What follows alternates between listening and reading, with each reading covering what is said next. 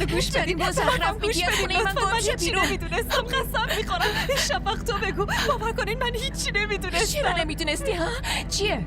آموزشگاه میری برای درس خوندن یا داستان گفتن؟ تو چه جور دختری هستی؟ نمیدونم مادرت چطوری بوده. سنموس رفتار خیلی درستی باهات داشته.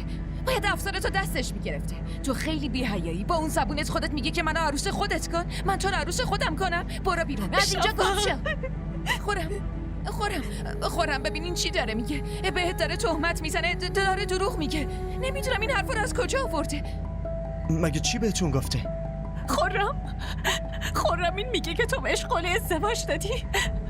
این داره دروغ میگه مگه نه؟ داره دروغ میگه مگه نه؟ گریه نکن عزیزم، آروم باش. نتونستی تحمل کنی؟ تو از من مخفی کردی که تو شفق